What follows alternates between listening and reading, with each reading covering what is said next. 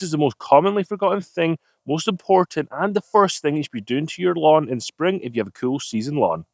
This process has 3 steps. First thing you need to do is clean your yard. Now you can go around by hand, pick up all these sticks like I'm doing here. You can rake your yard, but I'm going to jump on my mower and I'm going to pick up all these sticks and pine cones and whatever's left there. I have a set of blades on my mower that I use for this particular purpose where they're going to get dinged up a little bit. Then I'll use my good blades for mowing the lawn later on in the season. It's really important to get this stuff off the lawn to allow it to start to breathe a little bit and start growing as the temperatures start to rise.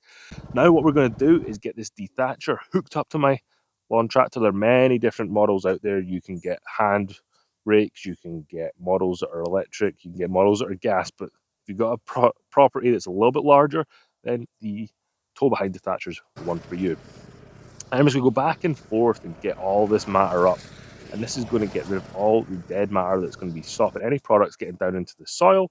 This does take some period of time, so if you did have to do this by hand, you're going to be there for a few days. But luckily, I've got this combined dethatcher, and with it dethatching completed, I'm going to hop back on my mower and mow my lawn again. That's going to get all that debris out of the yard, and with it all out of the yard, my yard's going to look a little bit bad, but what it's going to allow me to do is get my seed down to the soil if I'm going to be overseeding. If I'm going to be applying a pre-emergent, it's going to allow my pre-emergent to get down to the soil. If you want to dethatch and apply a pre-emergent, dethatch first before putting any pre-emergent down, because that's going to create a barrier once you've got the pre-emergent down. If you go and dethatch, you're going to scratch that up. So you're not going to have a perfect barrier. And if you're going to be applying a granular fertilizer, you want them to get down to the soil. When you put fertilizer down, it's going to sit on top of a pile of thatch. It's not going to get where you need it.